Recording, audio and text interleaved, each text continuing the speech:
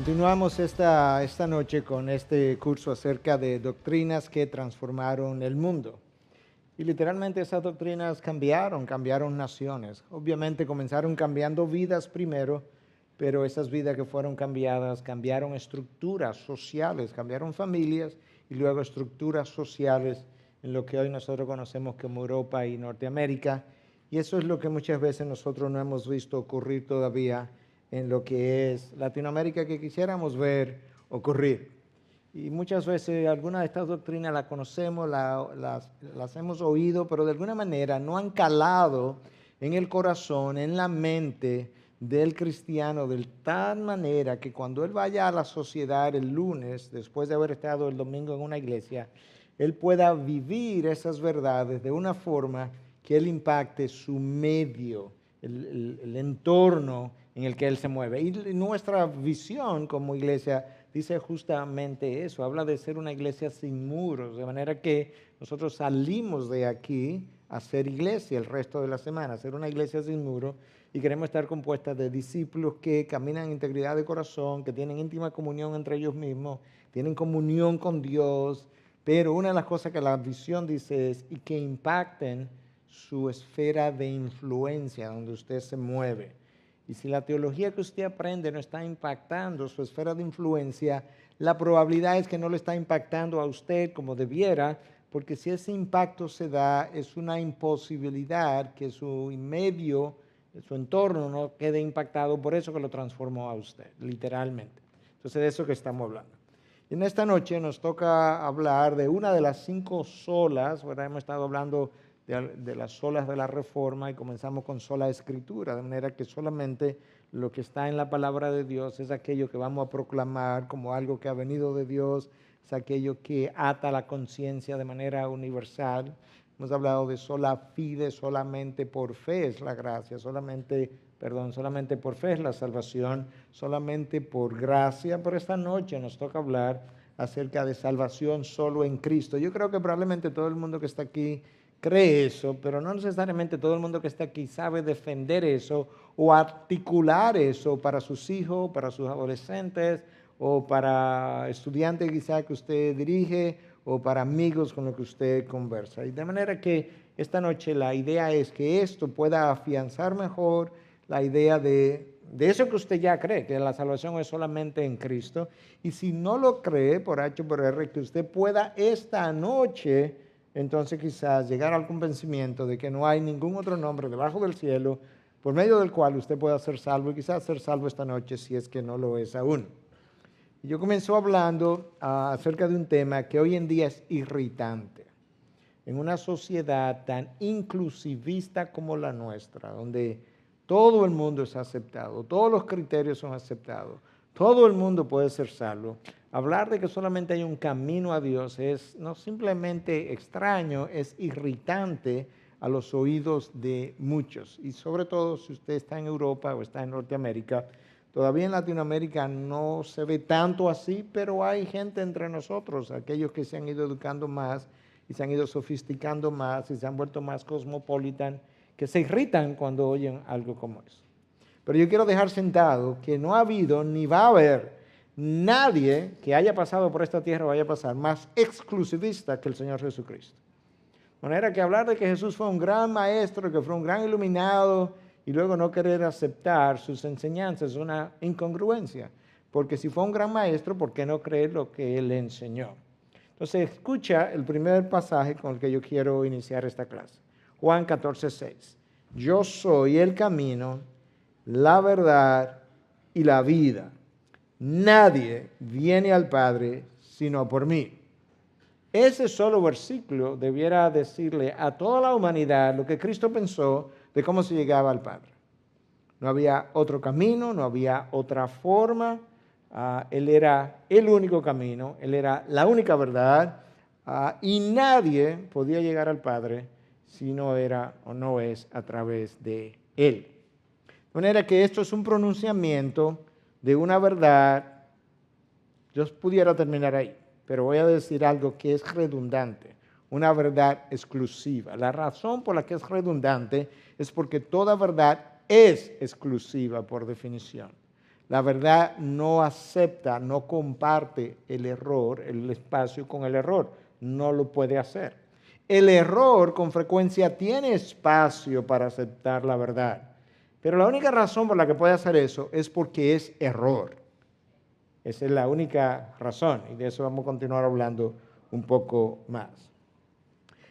El hombre de hoy, yo decía, ¿verdad? En una sociedad tan inclusivista como la nuestra, no cree que hay una sola verdad o que haya alguien que posee la verdad. Y por tanto no cree que los cristianos poseen la verdad.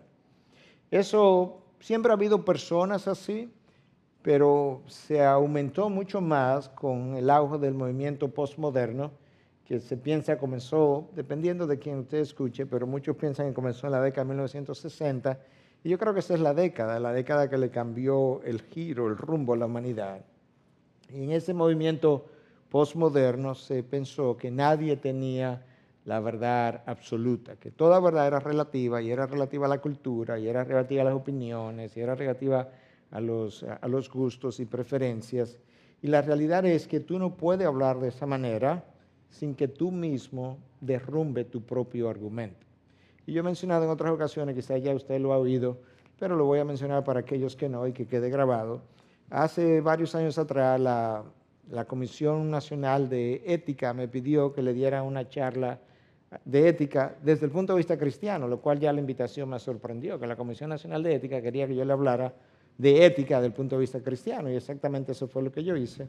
Y era toda una mañana. Entonces, a mitad en el receso, alguien se me acercó y me dice, de manera respetuosa, pero me dice, mire, pastor, y muy serio, yo realmente no estoy de acuerdo con usted, yo no creo que hay verdades absolutas, no creo que nadie está en la verdad, todo es relativo.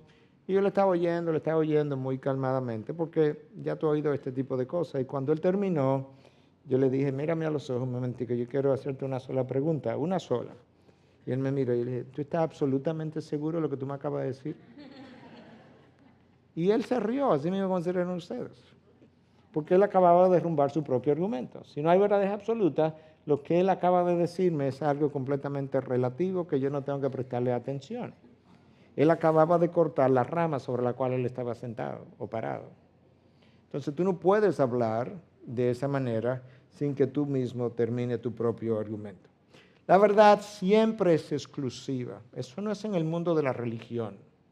Y yo siempre lo ilustro con ejemplos de la física, por ejemplo. Se dice que la aceleración de la gravedad es 9.8 metros por segundo. Si yo dejo caer eso, mis lentes, eso se va a acelerar hacia abajo, asumiendo que el piso no esté ahí mismo, a esa velocidad, 9.8 metros por segundo.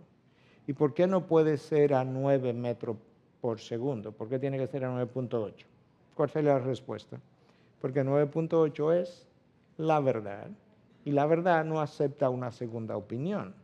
Siempre, dos cuerpos no pueden ocupar un mismo lugar en el espacio, dice una regla de la física. ¿Por qué no? Porque esa es la verdad. La verdad en todos los ámbitos es exclusiva. La razón por la que tú puedes hablar con un nuevaerista y hablarle de Cristo y él dice, no, yo no tengo problema en incluir a Cristo y seguir creyendo todo lo que yo creo, es porque él no está en la verdad, él está en el error. El error siempre tiene espacio para la verdad. Pero la verdad nunca tiene espacio para el error, porque entiende que cuando se mueve de su lugar, entró en el error. Y ya entonces no tiene la verdad. La persona que mejor definió de forma exclusiva sus enseñanzas fue la persona de Jesús. Eso tiene todo el sentido del mundo, porque Jesús no simplemente vino y me dijo, yo te digo la verdad. Jesús dijo, yo soy la verdad. Si Cristo te dice yo soy la verdad, eso implica que cada vez que hablaba, iba a hablar de manera exclusiva, porque eso es lo que él era. Yo puedo hoy decir la verdad y mañana decir la mentira, porque yo no soy la verdad. Pero una vez tú eres la verdad, cada vez que tú hablas, vas a hablar de manera exclusiva. Entonces mira cómo Cristo comenzó hablando. Juan 10, 7 al 9. Entonces Jesús les dijo de nuevo, en verdad os digo, yo soy la puerta de las ovejas. Todos los que vinieron antes de mí son ladrones y salteadores. No muy diplomático ese lenguaje. Pero las ovejas no les hicieron caso. Yo soy la puerta. Si alguno entra por mí, será salvo. Y entrará y saldrá y hallará pasto. Yo soy la puerta. No la puerta más ancha, no la mejor puerta, no la última puerta. Yo soy la única puerta. Y Jesús, de una manera también categórica, dio su opinión acerca de todos los que habían venido antes que Él. ¿Qué eran, Jesús? ¿Qué tú piensas de los que vinieron antes que tú? Que son unos ladrones y unos salteadores. Son unos ladrones de la verdad y son unos salteadores del corazón del hombre y de la mente del hombre. Esa es su opinión. ¿Te das cuenta de la manera como categórica que Cristo habló? Bueno, si tú eres la verdad, tú puedes hablar de esa manera. Si tú no tienes la verdad, si tú no crees la verdad, si la verdad no te ha convencido, no podemos hablar de esa manera. Pero Cristo, de una manera categórica, se definió todo el tiempo como el camino, como la verdad, como la vida, como la puerta. Yo soy un camino, yo soy una verdad, yo soy, o mejor dicho, la verdad, yo soy la vida y soy una puerta o la puerta. Y el nombre de eso, de ese camino, de esa verdad, de esa vida y de esa puerta es uno, Jesús. No hay otro. Eso es ofensivo a la mente del hombre moderno. Pero ¿sabes qué? La verdad siempre es ofensiva para el hombre, porque el hombre nace en la mentira, el hombre está lleno de mentira, cree la mentira y ama la mentira. Y tanto es así que Dios dice en uno de los salmos, todo hombre es mentiroso. Si tú no lo crees, si dices, pastor, yo no estoy de acuerdo, acabas de afirmar lo que acabamos de decir. Acabas de afirmar otra mentira. Todo hombre es mentiroso. Nosotros torcemos la verdad, escondemos la verdad, decimos media verdad, se nos olvida la verdad espontáneamente, intencionalmente y todo lo demás. Ok. Zwingli fue uno de los grandes reformadores en la época, ¿verdad?, posterior a Lutero. Y hablando entonces de la salvación solo en Cristo, él lo resume de una manera que vale la pena recordar. Él dice, el resumen del Evangelio es que nuestro Señor Jesucristo, nuestro Señor Cristo, el verdadero Hijo de Dios, nos ha hecho conocer la voluntad de nuestro Padre Celestial y nos ha redimido de la muerte y nos ha reconciliado con Dios a través de su inocencia, sin pecado. Por tanto, Cristo es el único camino de salvación de todos los que fueron, son ahora o serán. ¿Por qué? Porque Él es quien me ha redimido. Él es quien me ha reconciliado. Él es quien me ha llevado hasta el Padre. No ha habido otro, no habrá otro. Por tanto, tiene que ser reconocido como el único camino, porque por ningún otro ha habido reconciliación con el Padre. Y Él fue enviado justamente por ese Padre.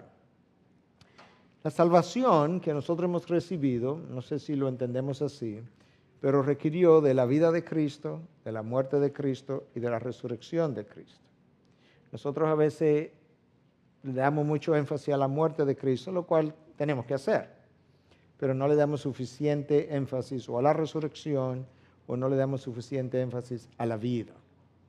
Cristo no pudo haber llegado el viernes, lo que llamamos Viernes Santo, en que Él murió en la mañana, ser crucificado en la noche y yo ser salvo. Jamás, eso jamás hubiese alcanzado salvación para mí. Porque para yo ser salvo yo requiero de varias cosas y esas varias cosas son conseguidas por la vida, por la muerte y por la resurrección. Yo requiero las tres cosas y de eso queremos hablar en esta noche. Comenzamos con la vida de Cristo. Jesús pasó por la tierra, ¿verdad? Y una de las cosas que Él dijo, yo no vine a abolir la ley, sino a cumplirla. Eso no se cumple en la muerte, eso se cumple en la vida.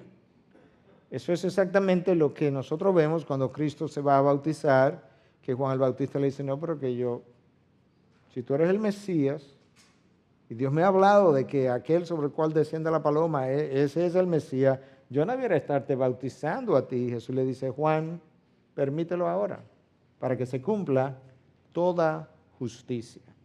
La ley había sido violada por Adán y Eva, y todo el mundo que vino después continuó violando la ley, y la ley de Dios había quedado sin cumplir. Y la única manera que alguien podía morir por mí es si calificaba primero para morir por mí. El simple hecho de Cristo ser la segunda persona de la Trinidad no lo calificaba para morir por mí desde el principio, porque Él tenía que llenar la ley y tenía que llenarla como hombre. Por eso es que Él no viene simplemente como divinidad, Él viene como hombre. Él tiene que representarme a mí realmente. Entonces Él, la divinidad, se encarna, verdadero hombre, verdadero Dios, llena toda la ley y al cumplir la ley, Él acumula los méritos a mi favor que me van a ser contados el día que yo sea salvo a mi favor. ¿Cuál es mérito? De alguien que cumplió toda la ley. Entonces esa es la primera parte. Nadie cumplió la ley antes de Cristo. Nadie puede hacerlo. Aún hoy, después de ser regenerado y nacido de nuevo, nadie puede llenar la ley a cabalidad. Si tú tomas un solo de los mandamientos, amar al Señor tu Dios con toda tu alma, con toda tu mente, con todo tu corazón, toda tu fuerza, ese solo mandamiento nosotros lo violamos continuamente. Nosotros no amamos a Dios de esa manera. Si nosotros amáramos a Dios de esa manera, nosotros no pecáramos nunca. Porque cada vez que el pecado nos llega, amamos a Dios con toda la mente que no le damos cabida. Con todo el corazón, pues no nos atrae. Con toda nuestra fuerza, pues no lo hacemos. Y eso no es el testimonio de nosotros, ¿cierto? Entonces no amamos a Dios de esa manera. Entonces alguien va a tener que hacer el trabajo por mí porque yo no lleno la ley. Y esa es la vida de Cristo, a mi favor. Cristo cumpliendo la ley. Jesús, por otro lado, después de haber cumplido la ley, tenía que hacer algo más que cumplir la ley. Y es que cuando Dios creó a Adán y Eva, Dios le dijo que no comieran del árbol y que el día que comiera, morirían. Y Adán comió, pero Adán no murió de una vez. Él murió, es verdad. Él murió espiritualmente, pero en términos físicos él debió haber desaparecido en ese momento. Y no, Adán vivió más de 900 años. De manera que la ley, como había sido anunciada, la violación de la ley había quedado incumplida. Y es que la paga del pecado es la muerte. Alguien iba a tener que venir a morir en mi lugar, o yo iba a tener que ir al infierno a pagar por mis pecados. Entonces Cristo, luego que llena la ley, que la cumpla a cabalidad, comenzando incluso con el hecho de que fue circuncidado el octavo día, Él tenía que cumplir la ley de cabo a rabo, como decimos en nuestro idioma. Entonces eso lo calificó para ir a ofrecerse a la cruz. Esa es la razón por la que Satanás estaba detrás de él antes de que llegara a la cruz. Porque si él lo hace caer en una media cosa, ya no hubiese podido morir en mi lugar. Él no podía fallar y después ir a morir en mi lugar. Eso no podía ser. Tenía que ser un cordero sin mancha y sin pecado. Entonces yo necesitaba la vida, vivida por Cristo. Necesitaba luego la muerte, que era a través de la cual a mí se me iban a perdonar mis pecados. Y ahí yo comienzo a entender todo el trabajo de Dios o el trabajo de Cristo a mi favor, y Él mismo lo definió. Él dice en Marcos 10:45 que Él no vino a ser servido sino a servir, y ahí mismo dice, y a dar mi vida en rescate por muchos. Yo vine a dar mi vida para rescatar, para salvar a muchos. Y luego en 1 de Pedro 2:24 se nos recuerda, y Él mismo llevó nuestros pecados en su cuerpo sobre la cruz, a fin de que muramos al pecado y vivamos a la justicia, porque por sus heridas fuisteis sanados. Él llevó nuestros pecados a la cruz.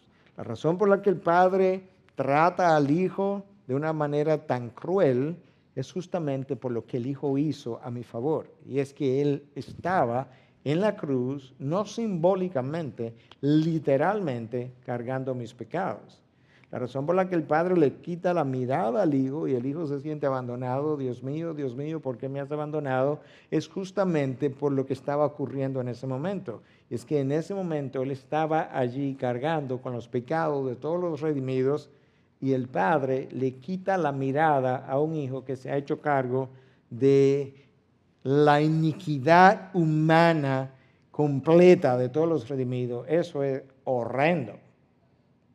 Y entonces Cristo sufre allí una especie de infierno de dolor y sufrimiento, abandonado por el Padre. Mira lo que dice Pablo entonces acerca de Romanos, o acerca de nosotros, en Romanos 5:8 al 10. Pero Dios demuestra su amor para con nosotros en que siendo aún pecadores, Cristo murió por nosotros. Cristo no muere por nosotros cuando éramos sus hijos. Cristo no muere por nosotros cuando estábamos santificados, no, cuando éramos pecadores. Entonces, mucho más, habiendo sido ahora justificados por su sangre, seremos salvos de la ira de Dios por medio de él. Porque si cuando éramos enemigos fuimos reconciliados con Dios por la muerte de su Hijo, mucho más, habiendo sido reconciliados, seremos salvos por su vida. ¿Seremos salvos cómo? Por su vida. Yo necesito su vida a favor mío, no es solamente la muerte. La muerte paga por mis pecados, pero si la muerte es lo único que ocurre, me deja en un sitio neutral. Yo no entro a los cielos con la muerte solamente. No tengo créditos a mi favor. Me deja en la entrada. No me manda al infierno, pero me deja en la entrada, por así ilustrarlo. La vida, sus méritos, cargado a mi favor, es lo que me permiten entonces entrar a la presencia de Dios. Lo ves ahí literalmente. Mucho más, habiendo sido reconciliados, seremos salvos por su vida, la vida de Jesús. Alguien decía, y hacía este comentario, autor Henry Thinson: otras religiones basan su creencia para ser reconocidas en las enseñanzas de su fundador, como Mahoma, el islamismo. El cristianismo se distingue de todas las demás por la importancia que asigna a la muerte de su fundador. ¿Usted ha visto tal cosa? Que vamos a fundar una religión basada en la muerte del fundador. Piensa en un líder político de nuestro país, Joaquín Balaguer. Vamos a fundar el Partido Reformista sobre la muerte de Joaquín Balaguer. Piensa en alguien que sea más mundialmente conocido, Winston Churchill, el Che Guevara en Latinoamérica, Winston Churchill. Vamos a fundar un partido político cuando se muera Winston Churchill, cuando se muera el Che Guevara, y que ese partido va a crecer. Eso no tiene ningún sentido. Ninguna religión ha basado su fundamento o su parte de su columna vertebral en la muerte de su fundador, excepto la religión cristiana. ¿Por qué? Porque es esa muerte la que nos reconcilia con Dios. Y por tanto, ese es el inicio de esa religión en gran manera. La muerte de Cristo fue vicaria. Se ha oído en la religión católica que dice que el Papa es el vicario de Cristo. Bueno, él no es. El vicario de Cristo es el sustituto de Cristo, el representante de Cristo. El representante de Cristo es Cristo. Ese es el representante literalmente. Pero su muerte fue vicaria, fue sustitutiva. Me sustituyó. Yo no tengo que morir de esa manera porque Él murió en mi lugar. Mira cómo lo dice 2 Corintios 5:21. Al que no conoció pecado, le hizo pecado por nosotros, para que fuéramos hechos justicia de Dios en Él. Entonces, una de las características del sacrificio de Cristo. El sacrificio de Cristo fue penal, en el sentido penal, como la palabra lo implica. Fue una muerte legal, pagó por un pecado que a mí me correspondía pagar, y fue sustitutiva. Sustituyó mi muerte en la cruz. Pero también la muerte de Cristo fue propiciatoria. La palabra propiciación fue tomada realmente del lenguaje pagano. En las religiones paganas, el propiciar la ira de un Dios incluía o implicaba el ofrecer una ofrenda a ese Dios que aplacara su ira. La palabra de Dios dice que Dios estaba y está airado con el pecado. El texto de uno de los salmos dice que Dios se aira contra el pecado todos los días. Entonces, quien aplaca, por así decirlo, la ira de Dios es la ofrenda de Cristo en la cruz a mi favor. La razón por la que la ira de Dios no va a caer sobre el creyente, como hablamos el domingo pasado, es justamente porque ya cayó sobre los hombros de Cristo, y al caer sobre los hombros de Cristo ya no puede caer sobre mí, porque esa ira ha sido aplacada, ha sido apaciguada. ¿Por qué? Porque ya me reconcilió con Él.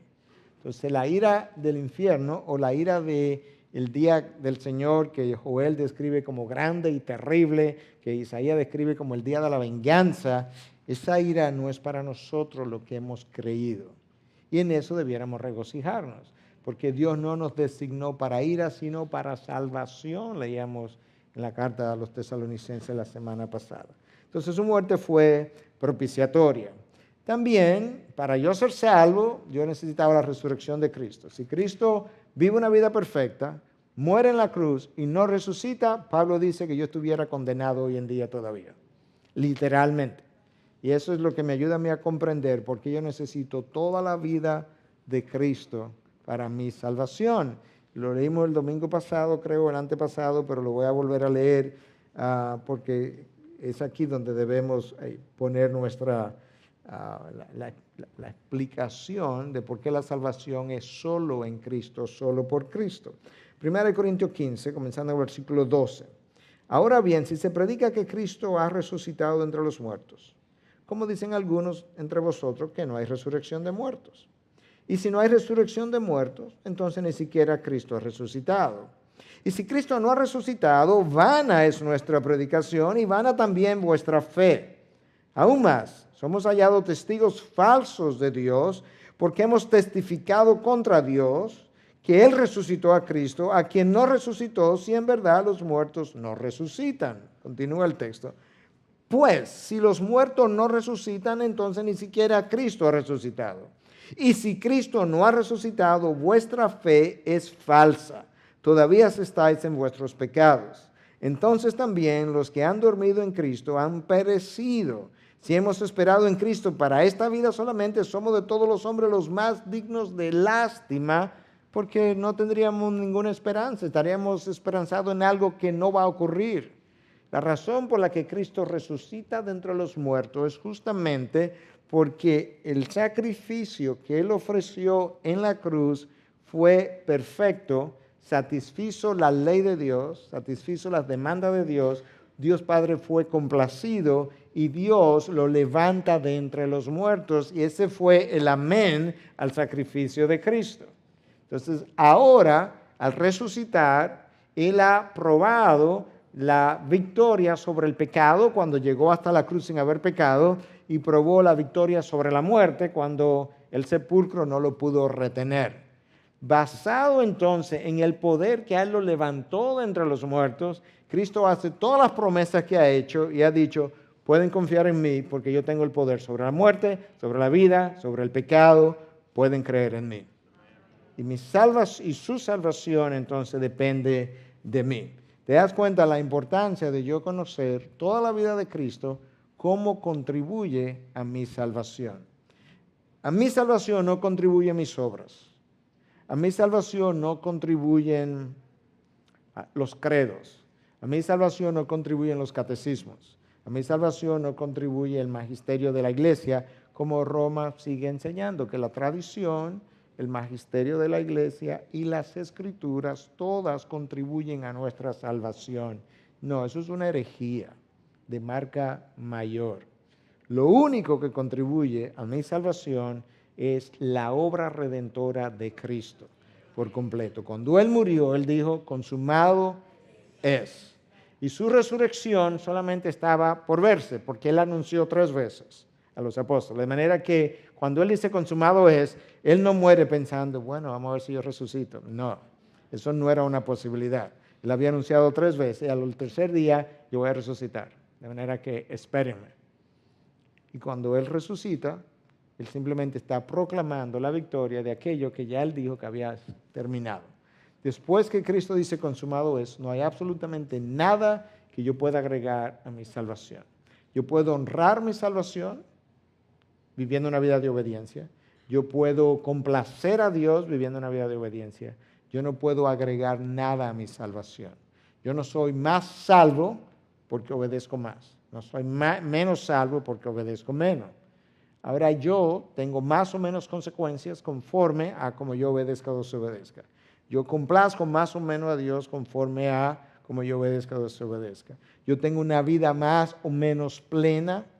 Yo vine para que tengan vida y la tengan en abundancia, Juan 10:10. Yo tengo una vida más o menos plena conforme a mi vida de obediencia. Yo tengo una vida más o menos en paz conforme a mi vida de obediencia. Yo vivo más reconciliado con los hombres o menos reconciliado con los hombres conforme a mi vida de obediencia. De manera que mi vida de obediencia agrega calidad a la salvación que ya Cristo me entregó. pero no me hace más salvo. ¿Me entienden eso? Ok. ¿Qué pensó Cristo? Ya hemos introducido el concepto, pero lo vamos a martillar un poco más. ¿Qué pensó Cristo y cómo lo dijo acerca de la salvación del hombre? Escucha estos versículos uno detrás del otro. Venid a mí. Mateo 11:28. No a Pedro, no a Mateo, no al pastor Núñez, a mí. Seguidme.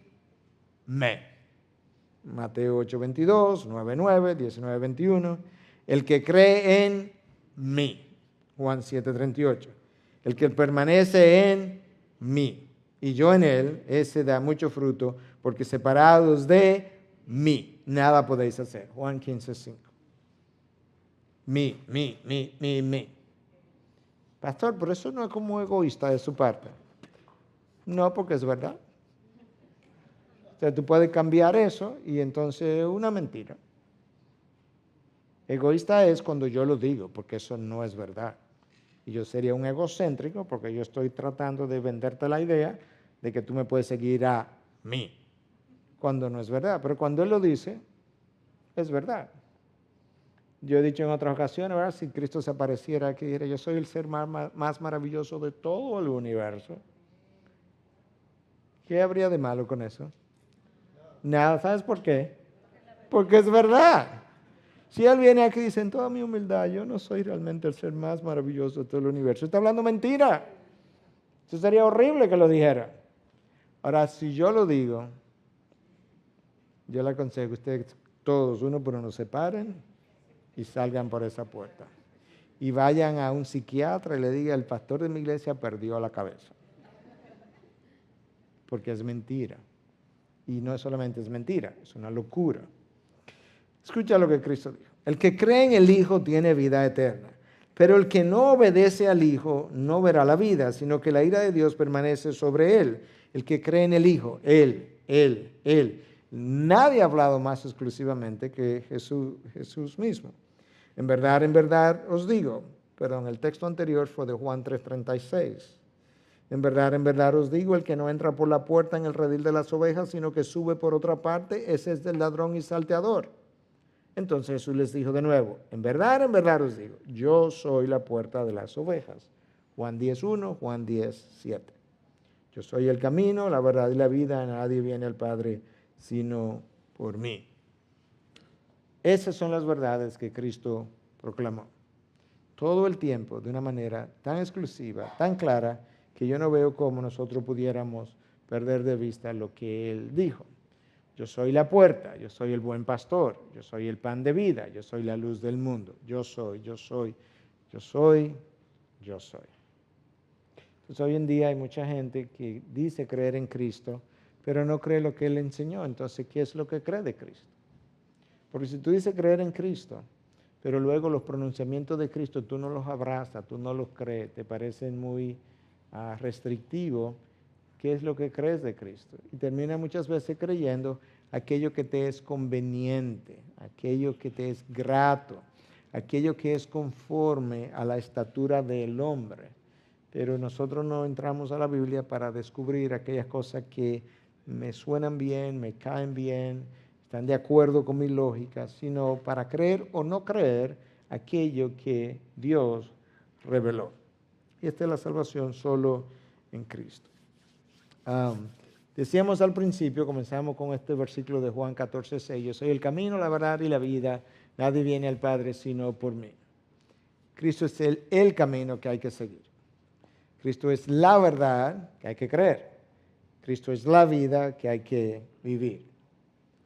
Esas tres cosas son importantes y eran importantes en el pensamiento judío. De alguna manera, los judíos tenían conceptos vitales. El concepto de la luz, que no está ahí, era otro de los conceptos, que para ellos jugaba un rol muy importante en sus enseñanzas. Y estos tres conceptos, el concepto del camino, el concepto de la verdad, el concepto de la vida, eran vitales. Y yo creo que Cristo, sabiendo eso, pues tomó esos tres conceptos, lo puso en una sola oración, por así decirlo, y trató de ayudarle a ellos a entender lo que Él era. La alusión a conocer el camino en el Antiguo Testamento es un tema vital. Y yo no sé exactamente cómo surgió, pero se me ocurre una idea, y de nuevo, es una idea, no sé si ocurrió exactamente así, pero cuando Adán pecó, Adán se alejó de Dios y él perdió el camino. Él perdió el camino de regreso, él no sabía cómo volver. Y la razón por la que nosotros sabemos que Adán perdió el camino es porque después que Adán pecó, nadie comenzó a buscar al Redentor. La gente comenzó a buscar otros dioses, otros caminos, otras filosofías, otras religiones, hasta el día de hoy. Entonces, obviamente, no saben cuál era el camino, ni cómo buscarlo, ni cómo encontrarlo. Entonces, quizás eso era parte de la idea de cómo surge en el pensamiento judío la idea de la importancia del camino. Mira lo que el salmista dice en el Salmo 119, 105. Lámpara es a mis pies tu palabra y luz para mi camino. Salmo 27, 11. Señor, enséñame tu camino. Eso es lo que la conversación que Cristo tiene con sus discípulos cuando Él dice que se va y donde yo me voy, no me podéis seguir. ¿Y qué le dice Tomás? Muéstranos, si no sabemos para dónde tú vas, no sabemos cómo seguirte. ¿Qué Cristo le dijo? Yo soy el camino. Sígueme. Eso es lo único que te estoy pidiendo, porque yo soy ese camino. Yo decía, ¿verdad?, que después del pecado de Adán, el hombre ha buscado todos los caminos posibles. Y una buena ilustración es como que aquí está Dios, yo soy Adán, pequé, me alejé, y ahora lejos, yo veo a Dios allá lejos, quiero regresar, y Satanás tomó como todos los letreros de los diferentes caminos y le puso moralidad y me puso camino a Dios, filosofía, camino a Dios, esfuerzo humano, camino a Dios, diferentes religiones, camino a Dios, meditación, camino a Dios. Y el hombre como que comenzó a entrar por cada uno de ellos a ver si llegaba. Pero nunca fue donde Dios a decirle, enséñame el camino. El salmista está diciendo aquí en el Salmo, Señor, enséñame tu camino. Yo no sé cuál es. Yo necesito regresar a ese camino. Y la verdad es que si usted va a ir a no sé dónde, pensemos en una provincia nuestra, pero para aquellos que están en América Latina, piensa en alguna provincia de tu nación, que tú estés en la ciudad capital, que tú hayas nacido ahí, va a ir a otra provincia. Si tú quisieras ir a esta provincia, yo creo que si tú le vas a preguntar a alguien, tú quisieras preguntarle a alguien que ha ido, que estuvo allá y que regresó y que ahora te puede instruir, pienso yo. Si usted está en Chile y quiere ir a Temuco, una de las ciudades de Chile, por favor no me pregunte a mí porque yo no sé. Yo fui una vez a Temuco, pero fui por avión, no tengo idea de cómo ir por carro. Pregúntale a alguien que o sea de Temuco, será lo ideal, y haya venido a Santiago de Chile y él le podrá decir, o cualquier otra ciudad. Bueno, eso pasó con Cristo. Escucha cómo Cristo lo dice. Nadie ha subido al cielo sino el que bajó del cielo, es decir, el Hijo del Hombre que está en el cielo. ¿Tú quieres saber cómo llegar al cielo? Pregúntale al que bajó de allá. Que el que bajó de allá sabe cuál es el camino porque él vino de allá y regresó allá, él sabe cómo regresar. Pregúntale a él. Hay una ilustración que quizás nos pueda ayudar. Quizás no haya sido una historia real, pero es una buena ilustración de este hombre que quiere atravesar el desierto y entonces en el desierto no hay carreteros. Pero hay guías que te pueden guiar. Entonces él contrata a un guía experto en atravesar el desierto. Entonces comienzan a caminar y llegan ya como a la orilla, vamos a decir, el comienzo del desierto. Y cuando llegan, la persona que contrató a su guía se para, como que mira para todos los lados, y el guía quiere seguir, y el hombre le dice, no, pero espérate, que yo no veo camino aquí. Y el guía un poco molesto lo mira y le dice, caballero, yo soy el camino. En otras palabras, sígueme, yo sé para dónde voy. Eso es Cristo. Esto es como el desierto. No hay caminos discernibles. Y ahora Tomás quiere saber, Señor, muéstrame el camino. Y Cristo te dice, sígueme, yo soy el camino. Si usted está perdido en medio de una ciudad y alguien te ofrece un mapa, o alguien te dice, se para al lado tuyo en un carro y te dice, yo soy de esa ciudad, yo soy de este país, sígueme. ¿Qué tú preferirías, el mapa o seguir el carro delante de ti? Seguir el carro, ¿verdad? Pues el mapa tú no estás seguro que te va a guiar porque te puedes perder. Pues Cristo no nos dio un mapa. ¿Sabes lo que Él nos dio? Su persona. Dijo, sígueme, que si tú me sigues no te vas a perder. Si te doy un mapa, probablemente te pierdas a mitad de camino. Entonces esa es la idea, seguir a Cristo. A Cristo como el camino, imagínate a Cristo como el camino. O sea, ¿qué es lo que ese camino hace? Bueno, en primer lugar, une al hombre con Dios, 2 Corintios 5, 18. Lleva al hombre del mundo de las tinieblas a su luz admirable, 1 Pedro 2, 9. Lleva al hombre de su condición de esclavo a su condición de libre, Tito 2, 3 al 6. Nos lleva de ser huérfano a ser adoptado, Gálatas 4, del 1 al 6, y me lleva de la muerte a la vida, Efesios 2, 1. ¿Quiere mejor camino? ¿Alguien te puede ofrecer mejor camino? No existe, no lo habrá. A eso él vino justamente. El salmista, pensando ahora en estos grandes temas, el camino, la verdad y la vida, en la cultura hebrea, el salmista une algunas de estas ideas. Y mira cómo dice el salmista. Enséñame, oh Señor, tu camino, andaré en tu verdad.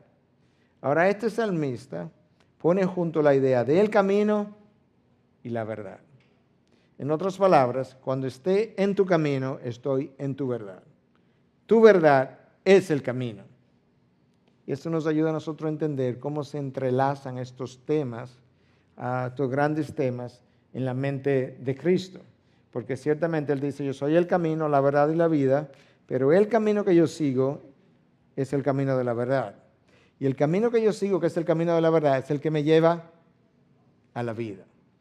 Y entonces esas cosas me siguen dando una mejor idea de cómo nosotros podemos ver ese gran pronunciamiento que Cristo hizo en Juan 14, 6. Si tú piensas un poco en Jesús como la vida, reflexionando un poco sobre esto para esta clase y este capítulo que he estado escribiendo, me pareció interesante cómo Dios pone a Adán y a Eva en el huerto. Y en el centro del huerto pone el árbol del bien y del mal y el árbol de la vida. 2 árboles. Y le dice, no comas. ¿Qué Adán hizo? Y Eva comieron, ¿verdad? Aquí está el árbol de la vida. No comas. Comieron. Ok. Adán cae, peca. Cristo viene y dice, yo soy el pan de vida. Come. Y el hombre no come. Hello.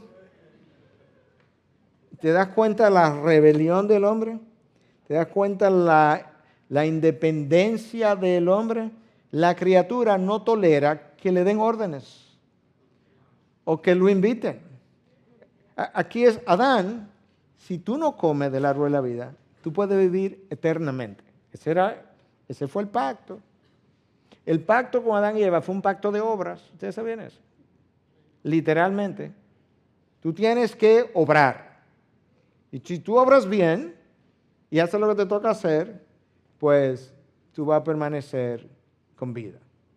¿Qué hizo Adán? Comió. Ok, ahora Adán, yo voy a hacer un pacto de gracia.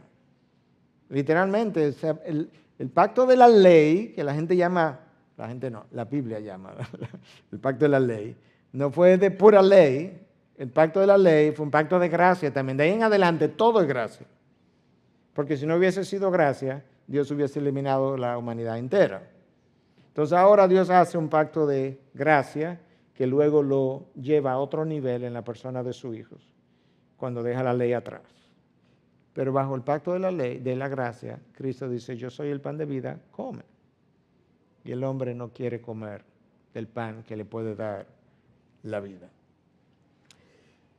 Jesús entonces, pensando en la salvación solo en Jesús, lo que quisiera hacer en los minutos que nos quedan es básicamente, rápidamente, comparar a Jesús con otros líderes mundiales y ver entonces a Jesús como un personaje único que lo califica también o nos ayuda a nosotros a articular o a defender realmente la salvación solo en Jesús. Entonces, realmente, en el último análisis, Jesús es un personaje único. Es único en múltiples maneras. Jesús es un personaje único en el tiempo. En el principio estaba el Verbo, y el Verbo era con Dios, y el Verbo era Dios. Desde toda la eternidad Él ha existido. Nadie ha hecho pronunciamiento semejante. Nadie, en ninguna religión. Ningún líder ha dicho algo similar. En Apocalipsis 21, versículos 6 y 22, 13, Cristo dice, yo soy el alfa, la primera letra del alfabeto griego, y yo soy la omega, la última palabra, la última letra. El que es, era y el que ha de venir. En otras palabras, yo soy eterno, yo soy el que era, yo soy el que es, yo soy el que ha de venir. Nadie ha hecho pronunciamiento de esa naturaleza, ni cercanos a esa naturaleza. Cristo es único en el tiempo, en sus enseñanzas, y ha ido probando lo que Él fue. Cristo fue único en su nacimiento. Se anunció 700 años antes, 750 años antes. Nacería de una virgen, Isaías 7:14. La virgen concebirá. ¿Usted ha visto tal cosa? ¿Usted ha oído de tal cosa? Una virgen concibiendo sin esposo. José no podía creerlo. José quería divorciarse de ella. Yo me hubiese querido divorciar también. Hasta que el ángel le habla, le dice, José, es que lo que está dentro del vientre de ella es un milagro. Y José creyó el milagro. Él ha sido engendrado por obra del Espíritu Santo. Él es único en el tiempo, Él es único en su nacimiento, Él es único en su naturaleza. No consideró el ser igual a Dios como algo a que aferrarse, sino que se despojó a sí mismo y tomó la forma de siervo, se hizo hombre, fue hasta la cruz, verdadero hombre y verdadero Dios. Cristo no fue 50% hombre y 50% Dios. Cristo fue 100% hombre y 100% Dios. ¿Qué implica eso? Si tú piensas en el hombre 100%, ¿qué se supone que yo tengo? ¿De qué yo estoy compuesto? De un cuerpo y un espíritu, ¿verdad? ¿Mi espíritu es divino? No, es humano. Bueno, no sé si les sorprende, pero Cristo tuvo un cuerpo humano y un espíritu humano. Y junto con eso, ¿qué tuvo? Un espíritu divino, que era Él. ¿Usted sabe qué pasó en la iglesia primitiva cuando la gente no creía eso? Se crearon 3 movimientos distintos. Fueron los 3 declarados herejes por no creer que Cristo tenía un espíritu humano. Claro que tenía un espíritu humano. Imagínate el espíritu divino de Cristo y un cuerpo humano. ¿Qué es eso? ¿Eso es un hombre? No. ¿Eso es Dios? No, porque Dios no tiene cuerpo. ¿Cierto? Entonces Él tenía el cuerpo humano con un espíritu humano, por eso era 100% hombre. ¿Y Dios tiene cuerpo? No, pues Él tenía el espíritu de Cristo unido. Eso no es muy distinto, es distinto, pero no es muy distinto a lo que el regenerado tiene hoy. El regenerado tiene hoy un cuerpo humano, un espíritu humano, ¿y quién mora en él?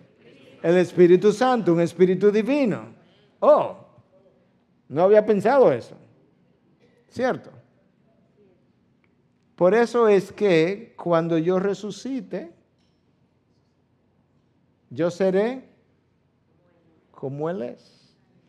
Yo no seré Él. No confunda esas dos cosas. Yo seré como Él es. ¿Y cómo es Él hoy? Él tiene un cuerpo humano, un espíritu humano que se unió al Espíritu de Cristo, y yo tengo un espíritu humano que se unió al Espíritu Santo. ¿Entiende? Esta es la manera como Dios mejor podía acercarnos a lo que Dios es sin ser dioses, porque no seremos dioses. Cristo comenzó como Dios y seguirá siendo Dios. Yo comienzo como ser humano, criatura, y seguiré siendo criatura, pero lo más cerca posible a la divinidad de Cristo por el proceso de nacer de nuevo. Ok. Jesús fue único en su autoridad. Las multitudes decían que él habla como alguien que tiene autoridad, que nunca habíamos oído una enseñanza semejante. Jesús fue único en autoridad porque los demonios lo veían y decían, ¿qué tenemos que ver contigo, Santo de Dios, Hijo de Dios? Se sometían. Cristo se paraba y le decía a los vientos, cállate, cesad, y obedecían. Cristo llegaba a un entierro y los muertos resucitaban. Jesús no fue a ningún funeral que el muerto no resucitara. ¿Usted se imagina eso? Claro, porque donde llega la vida, la muerte tiene que desaparecer. Y por lo menos de los funerales registrados, a todos los funerales que él fue, el muerto se paró. Porque llegó la vida. Fue único en autoridad. Jesús, mire este texto de Lucas 4, 31 y 32, y descendió a Capernaum, ciudad de Galilea, y les enseñaban en los días de reposo, y se admiraban de su enseñanza, porque su mensaje era con autoridad. Había algo que salía de él, algo fuera de serie, algo que otros no exhibían, y eso es algo importante para nosotros. Jesús fue único en su influencia, y vamos a compararlo con algunos de los grandes maestros del pasado rápidamente. Sócrates enseñó por 40 años. Platón enseñó por 50 años. Aristóteles enseñó por 40 años. Y enseñaron en ese orden: Sócrates, Platón, Aristóteles. Si usted suma esos tres maestros, ahí hay 130 años de enseñanza. Cristo enseñó por 3 años, pero tiene 2000 de influencia. 3 añitos, 2000 de influencia. Nadie ha afectado la humanidad como esos 3 años de enseñanza de Jesús. Él vivió como 33, pensamos, pero él no enseñó 33 años, él enseñó 3 años, 3 añitos. Y nadie ha influenciado la humanidad como Jesús la ha influenciado. Una de las cosas que le llamaba la atención a Napoleón Bonaparte, justamente en la isla de Santa Elena, cuando él estaba en el exilio, era él meditando y decía: cuando yo era general y tenía mi posición, mis soldados, cuando yo hablaba, me seguían y seguían mis órdenes. Lo grande de este otro hombre, Jesús, es que después de muerto, él sigue hablando y los soldados se siguen sumando y le siguen obedeciendo. Él dice: ahora yo estoy en el exilio y nadie me hace caso, nadie me obedece. Y todavía estoy vivo. Claro, porque este fue un hombre singular. Jesús fue único en su santidad y lo vemos de diferentes maneras, pero de manera comparativa. Escucha lo que Confucio dijo en una ocasión: yo nunca dije ser santo. Confucio estaba confundido. De ahí su nombre. No estoy relajando, no era su nombre, pero estaba confundido. Cristo no dijo algo similar. Cristo dijo: ¿quién me acusa de pecado? Y nadie habló. Nadie. Cuando hablaron, ¿qué dice el texto? Que eran falsos testigos y que ellos se contradecían entre sí, porque eran falsos, obviamente. Mahoma dijo en una ocasión: si Dios no tiene misericordia de mí, no tengo esperanza. Cristo dijo: a menos que creas en mí, tú vas a morir en pecado. O sea, yo soy la esperanza. Cristo tenía que decirle a Mahoma: hey, Mahoma, esa misericordia que tú quieres que Dios tenga de ti, soy yo. De manera que estos líderes religiosos no hablaron como Jesús, ni murieron como Jesús. Mahoma tuvo 11 esposas, muchas concubinas. El Corán le daba permiso para 4. El líder tuvo 11 y muchas concubinas. Confucio murió divorciado. Sócrates, la historia dice que se sentía atraído por varones. Buda enseñó que el hombre tenía que liberarse de sus deseos egoístas. Pero Buda abandonó a su esposa y a su hijo para dedicarse a la vida contemplativa. ¿Usted quiere algo más egoísta que eso? Y Jesús declaró el matrimonio como sagrado. Nadie habló como Jesús habló y declaró que no había divorcio excepto por adulterio. En su santidad, hablando de que Jesús fue único en su santidad, Pilato lo examinó, lo encontró inocente, no se atrevía a hacer nada con él. La esposa de Pilato tuvo un sueño y le mandó a decir: no tenga nada que ver con ese justo. Yo tuve un sueño y sufrí mucho por él anoche. Déjalo tranquilo. Mateo 27, 19. Pilato, como no encuentra falta y se entera que Herodes estaba en el área y que Jesús era de Galilea y Herodes era rey de Galilea, se lo mandó a Herodes. Como Herodes no pudo encontrar falta tampoco, se lo devolvió a Pilato. Pilato volvió y lo examinó, no pudo encontrar falta. ¿Y qué hizo? Se lavó las manos como Pilato. Uno de los dos ladrones en la cruz reprende al otro y le dice, ¿por qué tú le hablas así a este hombre que no ha hecho nada? Nosotros aquí estamos sufriendo porque lo merecemos, pero este hombre no ha hecho absolutamente nada malo ha hecho. Y cuando él muere, el centurión que está al pie de la cruz se queda meditando y dice, verdaderamente, este hombre era el Hijo de Dios. Cuando la manera como alguien muere te convence de quién tú eres, tú sabes que este hombre no solamente vivió de una manera especial, murió de una manera especial. Nadie ha vivido, nadie ha muerto y nadie ha resucitado de la manera como Jesús lo hizo. Jesús fue único en su vida al proclamar las cosas que proclamó. Buda vivía en su vida contemplativa buscando la verdad. Soy alguien en busca de la verdad. Ahí estaba la meditación. Usted sabe que en la meditación no hay oración. Porque cuando tú oras con otra gente, ¿cierto? Cuando tú meditas, tú no oras con otra gente. ¿Tú qué haces? Supuestamente tú tratas de entrar hacia adentro de ti mismo a encontrar la verdad que está dentro de ti. Eso es lo que se supone que la meditación hace. Pero Dios dice, la verdad no está dentro de ti.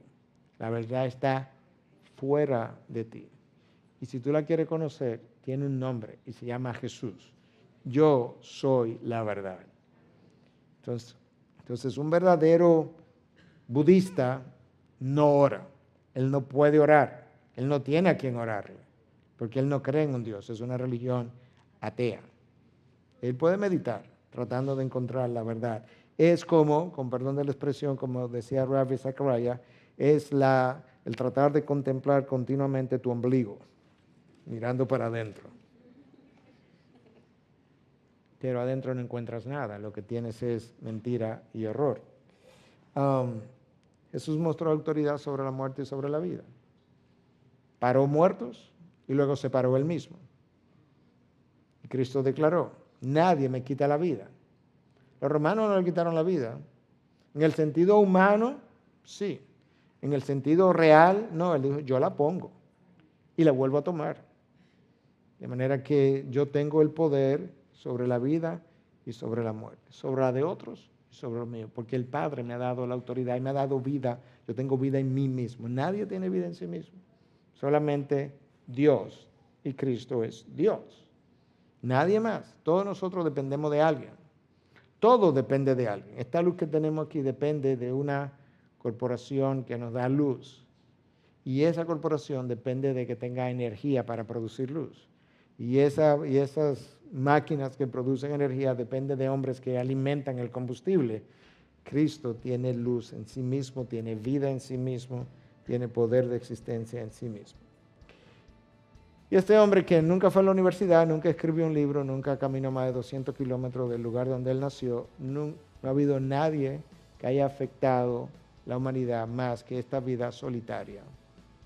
Sin título, sin universidad, sin educación oficial, sin ocupar un cargo, sin haber viajado mucho, y es la vida que más ha afectado la humanidad. Por todo eso que hemos hablado, Jesús y ningún otro Dios. Salvación solo en Cristo y en Cristo solamente.